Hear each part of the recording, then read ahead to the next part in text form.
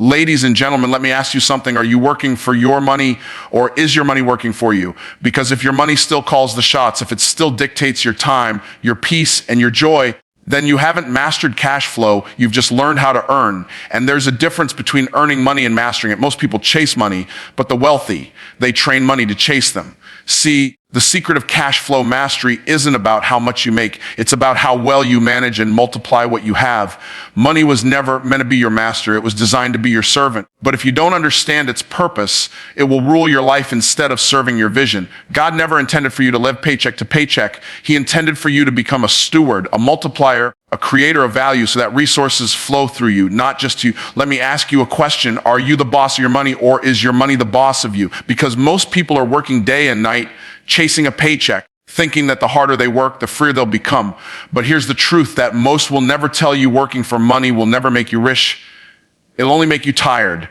Wealth isn't built by trading time for dollars. It's built by training dollars to buy back your time. See, money is one of the most obedient servants on this planet. It goes exactly where you tell it to go. The problem is most people never give it instructions. They spend what they should save. They save what they should invest, and they invest where they should never have spent at all. That's not mastery, that's confusion. And wherever confusion exists, money exits. The moment you learn to give your money an assignment, everything changes. Every dollar should have a job. Every cent should have a direction. When your money has a mission, your purpose starts to prosper. But when your money has no plan, it disappears faster than it arrives. The reason so many people stay broke isn't because they don't make enough. It's because they don't manage what they already have. Let me give you a hook right here. Money is a terrible master, but a powerful servant. When you're serving it, you're in bondage. When it's serving you, you're in freedom. The goal is not just to make more. It's to make what you have multiply itself. Wealthy people don't chase money. They build systems that attract it. Poor people say, I need more money. Wealthy people say, I need a better system. If you want to turn your money into your servant, you have to think like a master. Masters don't chase, they command. They don't react, they plan. You must set up structures, businesses, investments, automated offers that allow your money to work while you rest. When you understand that, you stop seeing money as something to earn and you start seeing it as something to multiply. But here's the secret most people miss. Multiplication doesn't happen in the hustle. It happens in the mindset. If you still believe you have to work harder to get rich, you've already capped your capacity. The wealthy don't work harder, they work smarter and strategically. They use leverage, they use systems, they use time and money in harmony. They understand that money is not the goal, it's a tool to fulfill a purpose. Let me drop this truth right here. Money flows to those who respect it.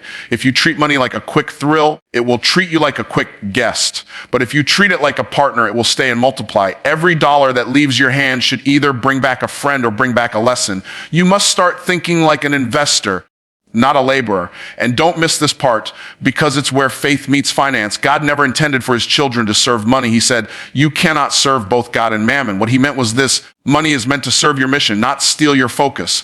When you align your purpose with principles, provision follows. When you seek value, not vanity, you'll never lack. If your money only comes in when you show up, you don't own a business, you own another job. And that's why so many people are tired but not transformed. You've got to build income that works without you, flows without you, and grows without you. That's when you know your money is finally serving you. So here's the challenge. Stop being a slave to the grind. Stop making money the master of your moves. You were created for more than survival.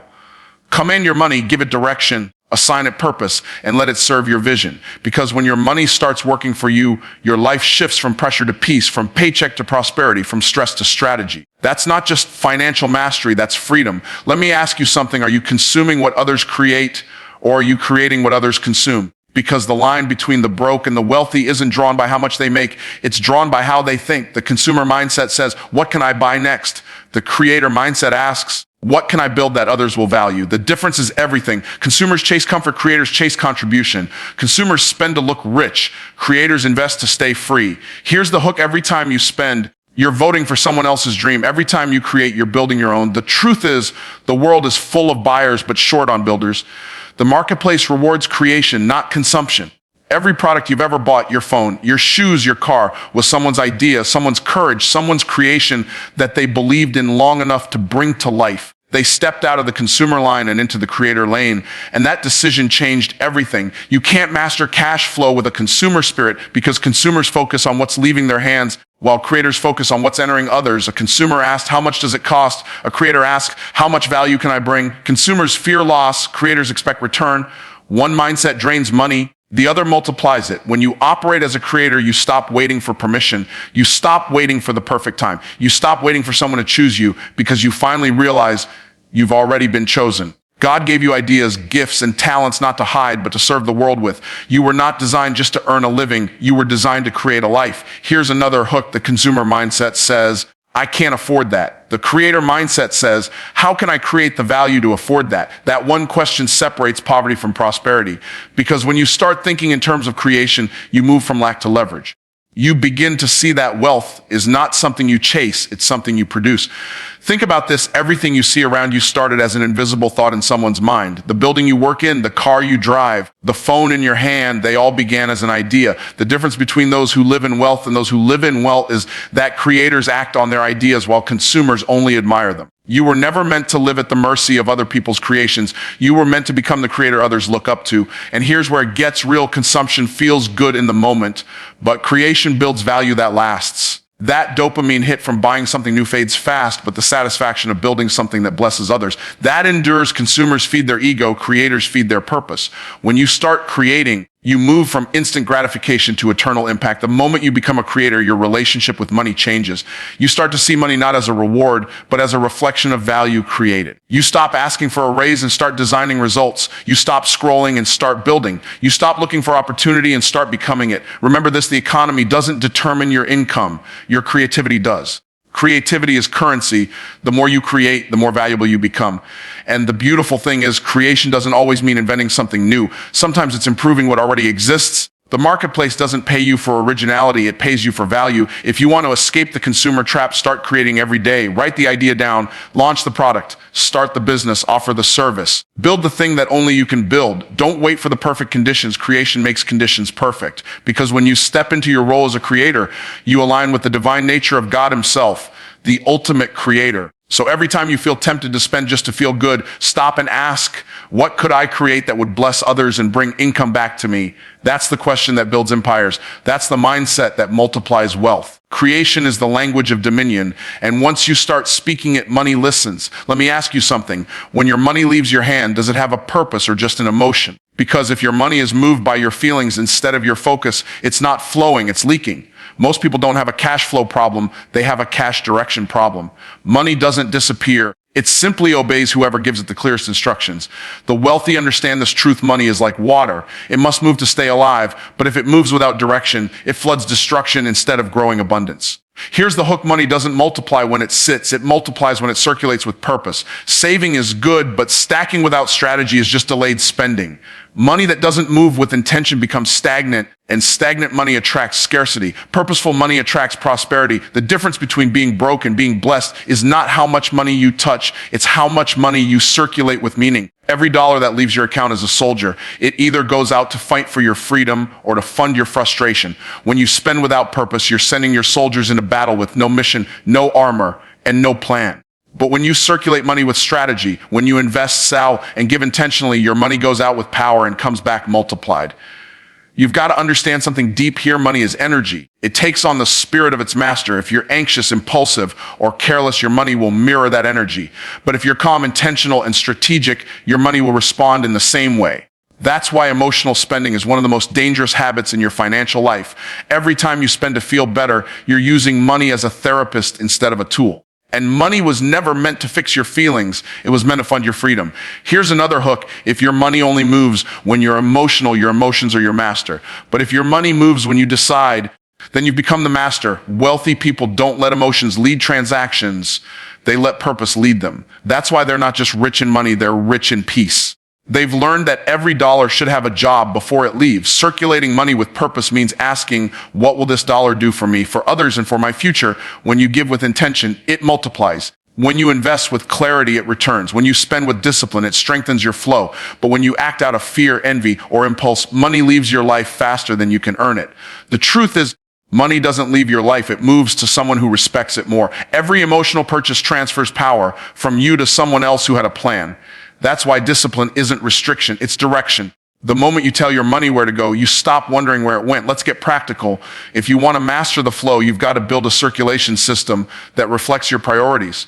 A portion for giving, A portion for growing and a portion for living. You give to stay connected to purpose, you grow to stay connected to prosperity, and you live to stay connected to peace. When all three flow in balance, money becomes your servant, not your stress. And don't miss this. God designed money to move. In the kingdom, flow creates growth. That's why farmers sow seeds. They understand that only what leaves your hand with purpose has permission to return with increase. When you circulate money intentionally, you step into divine order. You begin to see money not as something you own, but as something you steward. So before you spend another dollar, pause and ask yourself, is this emotion or purpose? Is this decision feeding my future or starving it? Because money that moves with emotion buys pleasure, but money that moves with purpose buys freedom. Money is not meant to control you, it's meant to confirm your discipline. When you master how it moves, you master how you live. The goal isn't to hold on tighter, it's to flow wiser. Because when you circulate money with purpose, it stops running away from you and starts running toward you. That's when you become unstoppable. Let me ask you something. How can you expect to rule over money if you can't rule over yourself? Because here's the truth: discipline is the doorway to dominion. You can't manage millions if you can't manage minutes. You can't handle overflow if you still leak consistency. The reason most people never experience true freedom is because they pray for prosperity while practicing procrastination. And God doesn't bless chaos, He blesses order. Here's the hook: discipline isn't punishment, it's positioning. It's the process that prepares you for the promise. Every goal, every dream, every dollar you desire is waiting on your ability to stay consistent when your emotions change. The undisciplined are always at the mercy of their moods, but the disciplined, they move by principles, not feelings. Success never bows to emotion, it obeys structure. Discipline is the bridge between intention and manifestation. Everybody has dreams, few have disciplines. Everybody wants wealth, few want the habits that build it. Most people want results they're not willing to repeat. You can't want the reward without walking the routine. Every wealthy person you admire mastered not just money, but mastery of self. Because once you learn to lead yourself, money, time, and opportunity will line up to follow you. Here's another hook: your habits today are your harvest tomorrow.